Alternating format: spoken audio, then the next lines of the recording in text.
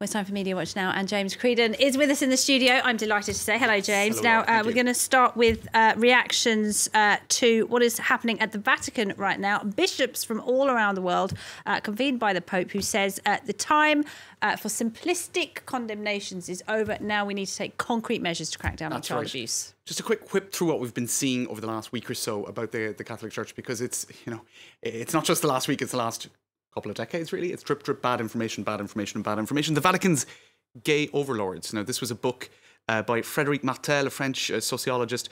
One of the, I suppose you could say, shocking statistics in it there. You can see rainbow kind of stained glass windows there. 80% of clergy in the Vatican are thought to be homosexual, according to this guy's research. And of course, the Catholic Church does not accept homosexuality. That's right. So you can see here, even it's already a big taboo. Paradox, yeah. And then there was François Ozon's film. These are actually French sociologists with a book called Sodoma.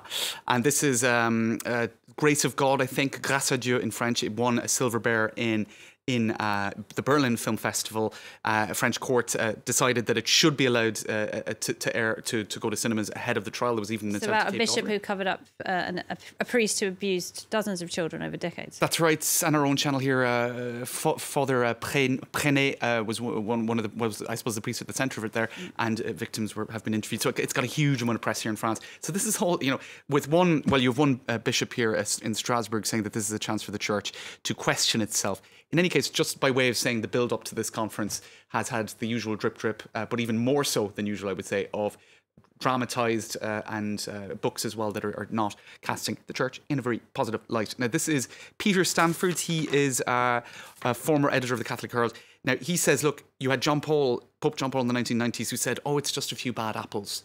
And then even now, the current Pope sort of blamed it on the devil. He said it was a malign force tempting otherwise good priests to sexually abuse children. This kind of constant minimising of the problem. Looking outside rather than inside. That's right. But he actually thinks that there could be a road to Damascus moment here, that he hopes that the church now, the Catholic Church, is, because of it's in crisis mode, will have a serious rethink of an entire approach to sexuality that is peculiar, punitive, and often perverse. I mean, enforced celibacy. Some people are saying that has no place in this day and even the Eastern Christian Church never had that, the Protestant churches and whatnot. Just very quickly, I suppose that a lot of talk of forgiveness. This is kind of the stock language of the Catholic Church around this issue.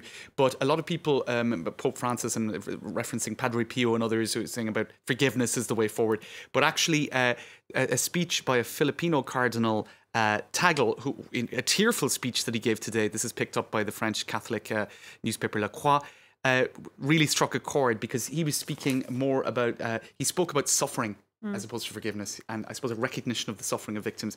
He spoke about the wounds of Christ. Yeah, we hear a lot of talk about forgiveness and... Right, I think you got to talk out the suffering before you get to the forgiveness, right? And so the acknowledgement of the pain and the suffering of the innocents, he spoke about that, and I think it touched a lot of people online. And you can see here, I'll just finish with another, I suppose, a cartoon, could you call it a cartoon? Visual of a stained glass window with a difference. And this time you have images, I suppose, of inappropriate behaviour. And the word there is breaking the taboo. I suppose elements of truth and reconciliation. Well, let's hope some progress is made. Because some of the victims are saying that it's just a PR stunt, but we'll have to wait and see what happens. OK, let's talk about something else, and what is not going to be Nike's next ad campaign. Definitely not. Definitely not. This is Zion Williams, a basketballer for, I think we can see the images here. He is a basketballer for Duke.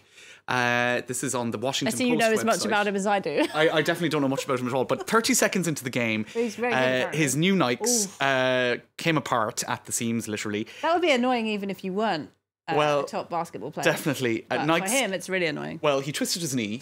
Nike stocks plummeted. And I'll just show you some of the reactions online, because... a little bit of schadenfreude, I must say. Scariest moment in Nike history. This is a sports commentator.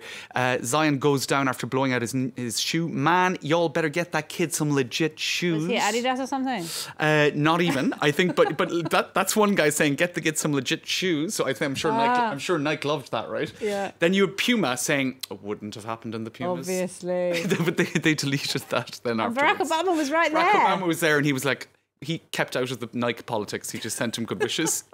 And then we had fake Nike ads. Believe in something. Even if it means producing an inferior product that can't keep the #1 player in the country safe on the basketball court. Nike, just do it. Poor old Nike. Lots of bad buzz. And then I'll finish with this. I mean, I kind of feel Nike are so privileged that I'm allowed to show a lot of bad buzz about them because they're going to be okay. I'm sure they're They're going to be okay. I think they're going to be Somewhere in Indonesia, a 9-year-old girl giggles to herself at her sewing station, sweet revenge. Because, you know, they have been accused in the past of... using child labour. Labour. Allegedly. Yes. Company would, Allegedly. The company would say that Can't all be of proven. their corporate practices Just, are yes. correct. All right. Have we got time to end with pétanque? All right, it's very, very quickly. Breakdancing, for example, has been pétanque is proposed. out. Pétanque is out, and this is for selection for the Olympic Games. French people, the country over, were hoping that pétanque would get in, and it didn't. And Planet Balls, which is a real magazine. It's so French. What is more French than that? Planet Balls, and it sounds as weird in French as it does in English. We're very upset about it. They were tweeting, "Our Olympic dream has fallen apart.